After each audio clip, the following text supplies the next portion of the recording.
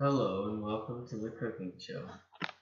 Today, I will be instructing you on how to make a peanut butter and jelly sandwich through the elements of art being added in. So, first we begin with a very circular form, a plate, obviously. This plate is pretty simple overall, pretty nice, uh, but we can start with that, and then we begin with two forms of not peanut butter, forms of bread. Now these forms are very thin, but they have an interesting shape to them. As you can see, it's almost like an oval attached to a rectangle. It's something I've always wondered is how people came up with the shape of bread. That's another thing, another interesting topic for another day. But for now, let's just focus on our sandwich. So it has a kind of rough texture as of right now, but first I will grab my tools.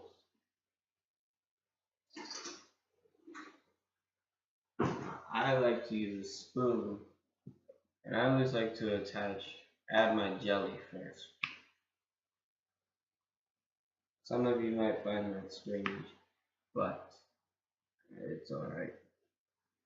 Now the jelly obviously adds color to what as of right now is a fairly dull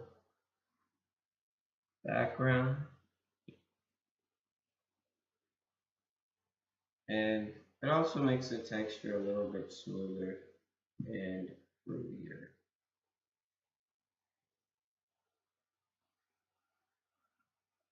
So we'll just spread it around right now. All this delicious jelly, by the way. I'll probably be eating this on Friday.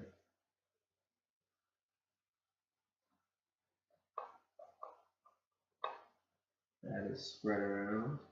And now we need to add a little bit more color. So here we have our peanut butter. And with our peanut butter, we will spread it around with a different fork, which is added on. And this gives it a very smooth texture, obviously. Knowing peanut butter, I'm assuming most of you guys have had a PB&J sandwich at one point in your life. But it's pretty simply spread around, and it gives us this rich color along with texture. Now, I like to do something special with my peanut butter and jelly sandwiches, and that is add honey. Now, some people ask, why is that? Well, the strawberry is sweet. The texture overall is very creamy and rich, but there's something that's missing, something that needs to make it stand out. So, normally, I just dot a little bit of honey in certain spots to add a little bit of effect to this. And the dots are fairly clear, and they actually do end up kind of dissolving and blending with the rest of the elements, which is really great.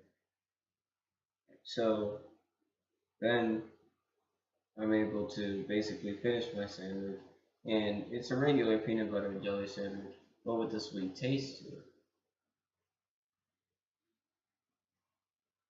Now,